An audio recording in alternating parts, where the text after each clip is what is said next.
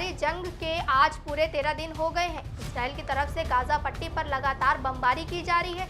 इन 13 दिनों में न जाने कितने बेगुनाहों की जाने गई, कितनों के घर बिखर गए। जो परिस्थिति इजराइल और हमास की है उसे देखकर किसी की भी रूह कांप जाएगी।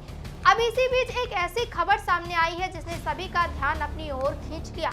जी हां, इजराइल और हमास युद्ध में मंगलवार यानी 17 अक्टूबर को गाजा पट्टी के अल अहली अरब अस्पताल पर मिसाइल अटैक में करीब 500 लोगों की मौत हो गई।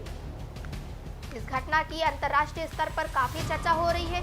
यह हमला इजराइल, हमास या फिर इस्लामिक जिहाद में किसने किया, ये अभी साफ नहीं हो सका है। सभी एक दूसरे पर आरोप लगा रहे हैं। इस हमले के बाद से ही दुनिया भर में इस अटैक की निंदा हो रही है। कई देशों ने इस मामले पर इजराइल को घेरा है। इसके बाद इजराइल ने सफाई दी। इजराइल आर्मी का कहना है कि इस हमले के पीछे फिलिस्तीनी इस्लामिक जिहाद का हाथ है। उसने इससे जुड़े कुछ सबूत भी पेश किए हैं। इससे अलग हमास दावा कर रहा है कि ये हमला इजरायली सेना ने किया है।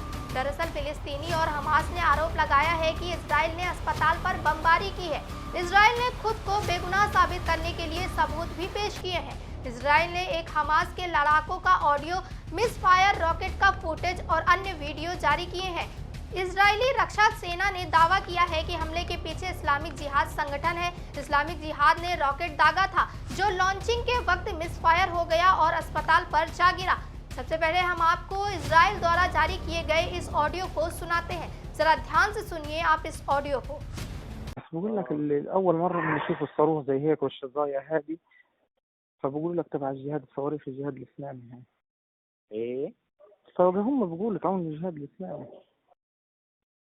انه من عندنا هذا. شكله من عندنا. مين اللي بيقول هيك؟ بيحكوا إنه الشظايا تبعت الصاروخ إنه شظايا محلية مش زي شظايا ايش بتقول؟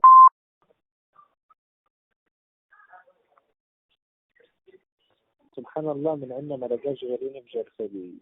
عاد هذول تلاقيهم من المقبرة الورا دي بفلت محط فيهم. ايش اصدر بتلاقيهم طالعين من المقبرة اللي ورا المستشفى المعمداني دي اللي هو فسه ونزل عندهم. هو في مقبرة وراه؟ ها المعمداني ولك عند الساحة بالضبط. هي وين لما تدخل على الساحة؟ أول ما تدخل على الساحة تدخلش على البلد، على ايدك اليمين في مستشفى المعمداني. عرفت। तो सुना आपने इस ऑडियो को। इस ऑडियो में हमास के दो लड़ाके बात कर रहे हैं कि अस्पताल पर फिलिस्तीनी इस्लामिक जिहाद का ही रॉकेट मिसफायर होकर गिरा है। हमास के लड़ाके आपस में कहते सुनाई दे रहे हैं कि ये इजराइल का नहीं, हमारा रॉकेट ही दिख रहा है। साथ ही इजरायली एयरफोर्स ने एक फुटेज भी जारी किया है। इसमें अस्पताल पर हमले से पहले और बाद की तस्वीरें हैं। इसमें बताया गया है कि रॉकेट मिसफायर होकर अस्पताल की पार्किंग में जा गिरा। इसमें इजराइल ने दावा किया है कि ये रॉकेट इस्लामिक जिहादी आतंकी संगठन द्वारा दागा गया था। ए न्यूज़ टुडे की स्क्रीन पर आपको ये वीडियो दिख रहा होगा। वहीं इजराइल के प्रधानमंत्री बेंजामिन नेतन्याहू ने कहा, IDF ऑपरेशन सिस्टम के विश्लेषण से पता चलता है कि गाजा में आतंकवादियों की ओर से रॉकेट की बौछार की गई थी। ये सभी रॉकेट गाजा में अल अहली अस्पताल के करीब से गुजरे थे। हमारे हाथ लगी कई स्रोतों से मिली खुफिया जानकारी से संकेत मिलता है कि गाजा में अस्पताल पर उन्हीं में से एक असफल रॉकेट गिरने के बाद विस्फोट हुआ। इजरायली सैन्य प्रवक्ता रियर एडमिरल डेनियल हगारी ने भी मीडिया को बताया कि हमले के समय PIJ की ओर से दागे गए रॉकेटों में से एक ही रॉकेट अस्पताल पर गिरा है। हमारे सैन्य ड्रोन फुटेज में अस्पताल पर हमले का एक फुटेज है। उन्होंने कहा कि अस्पताल में विस्फोट के समय इलाके में इजरायली वायुसेना का ऑपरेशन हुआ था, लेकिन ये एक अलग तरह के गोला बारूद के साथ था जो हमारे पास मौजूद अस्पताल के फुटेज से फिट नहीं बैठता है। वहीं PIJ ने इजराइल के आरोपों को खारिज किया है। उसका कहना है कि दुश्मन अपने झूठ गढ़कर और फिलिस्तीन में इस्लामिक जिहाद आंदोलन पर दोष गढ़ रहा है। गाजा में हॉस्पिटल पर बमबारी के लिए गए क्रूर नरसंहार के लिए अपनी जिम्मेदारी से बचने की पूरी कोशिश कर रहा है। दुश्मन की ओर से लगाए गए आरोप झूठे और निराधार है।